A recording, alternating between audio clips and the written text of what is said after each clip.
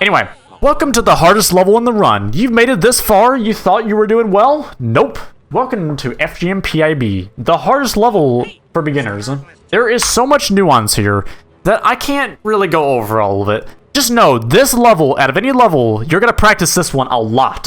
This is going to be the level you're going to practice forever. So if anything looks hard, I just recommend keep on constantly practicing it. You really can't slack on this level. If you do slack on it, then just expect to lose a lot of time here and get like 2-minute splits here, basically. Alright, first thing out of cutscene is we want to do a double jump here. Do a double jump here, kind of on the right side. And now we want to do a triple jump up here.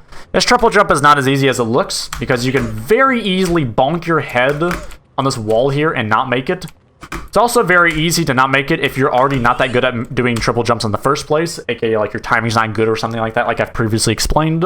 Anyway, you basically kind of want to go around this wall, so you kind of want to do a little bit of a curve in the air. You don't have too much air control, but it's enough to the point where you can get this pretty consistently. And now is the most important time to talk about your jump attack cooldown. Every time you do a jump attack, pay attention to the potion HUD at the top right. You see how it just went back to being opaque? Right now, it's translucent. Now it's opaque.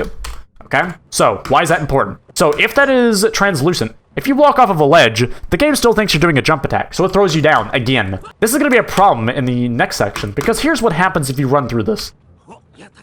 You get this to happen. And we need to be up there, not down here. Also, we took damage. So, oh, by the way, if this happens, just do this, do a scroll jump, and then recover from it. Or try to, at least. I mean, you'll probably get depression just by it happening once. But, yeah. Do a triple jump here. Pause for a tiny bit, and then walk off. The reason you need to pause, again, is to let your jump attack cooldown fully finish.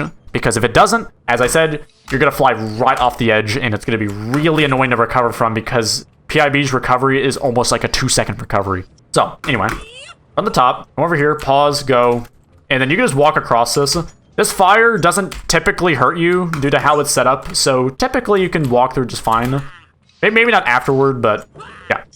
Double jump over here, and we want to do 2 attacks to break this, and we want to walk into this. Because now this grading is not solid, aka like the wood that we're looking at, this is not solid anymore. Now the reason we're walking into this is because there's a cutscene trigger right here, and it just so happens we can walk right around this, just barely. Here's what it looks like from the top.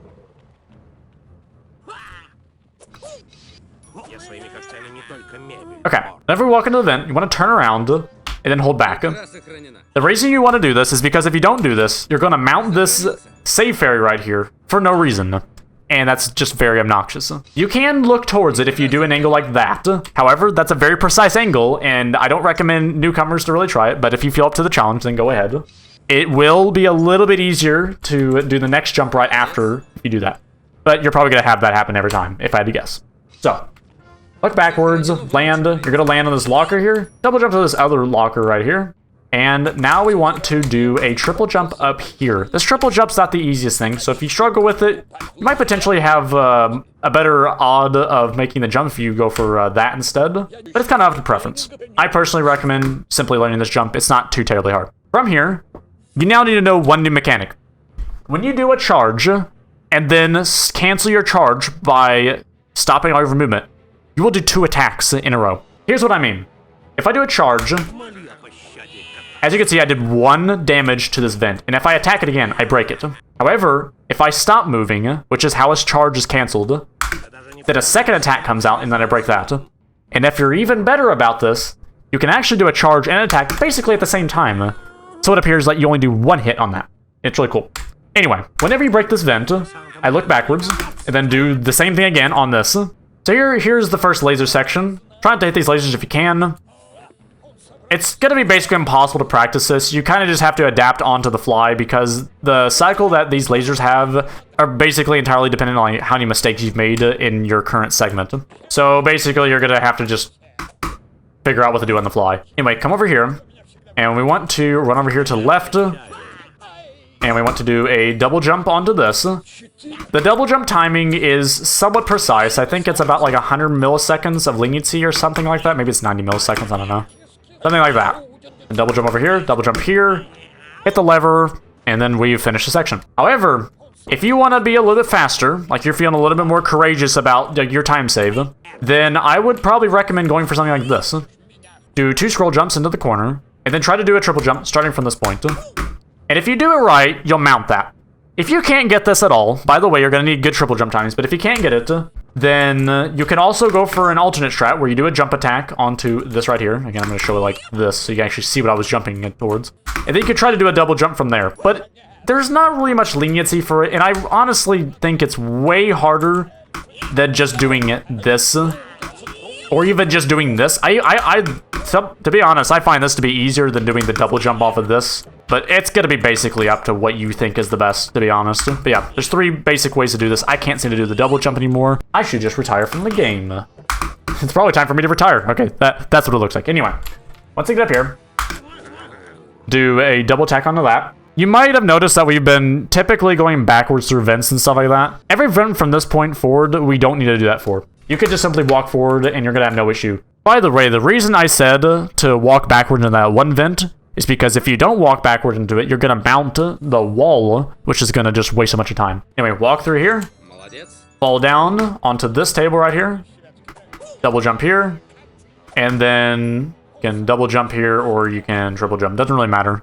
Now, a triple jump here is more advantageous than a double jump, but a double jump is probably easier to do, so do whatever you think is the best. A triple jump is really not going to be that much faster. So, once you get here, you want to pull the lever, skip the cutscene, and then jump here, and that's basically it. I just restart the entire level because I'm really good at this. Here's what it'll all look like in action.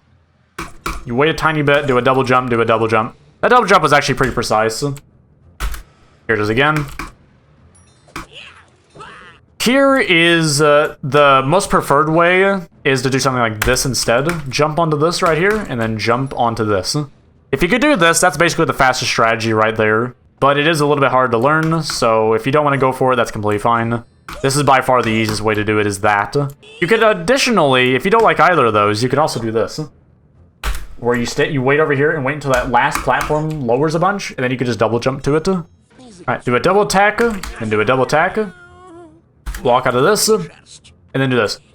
By the way, if you're wondering, how am I looking down so much? Because as you probably know, when you exit a vent, for some reason your camera will like lock to being in the center. It's called auto-leveling. If you want to fix that, you have to press B on your keyboard manually. This is the default bind it is for the game unless you changed it to. It's what equals toggle auto-leveling in your defuser.ini file. And I tend to press it a lot, but I don't think most other people know about that or use that. However, it's worth mentioning that if you're using Master Tools, then you can't do this unless it's already been fixed in a newer version that I'm running. I'm running Master Tools version 3.0.3. So, anyway, from here, break this. I wish I could explain why you need to break that, but just know if you break that, you're not going to deal with a trolling elf that's going to waste a lot of your time. Come over here, pull the lever. You're probably going to get trapped in here, so typically you're probably just going to end up doing a double jump from this corner and then coming here. Skip the cutscene in here, and now we have the infamous potion room. There's so many ways you can do this room, but I'm going to show you the most simple way. So the most simple way is to run up here, and then jump where the tip of this triangle is. Then double jump here, then double jump up here, double jump here while looking towards this post right here, and then hold some angle like this, roughly. It's not really too specific, but do this, and then do a double jump and hold W and D. You should land somewhere around here. I do recommend holding W the entire time you do that, so that you don't fall off, and then double jump here. If you do that, you skip basically half of the room. At this point, you just do a double jump, double jump, double jump, skip the cutscene like crazy. And by the way, even if you skip the cutscene once after you have picked the potion, you still need to skip it again, because if you don't, then you're going to have a slightly slower cutscene. That's a faster version of that, by the way, is doing an immediate jump over that.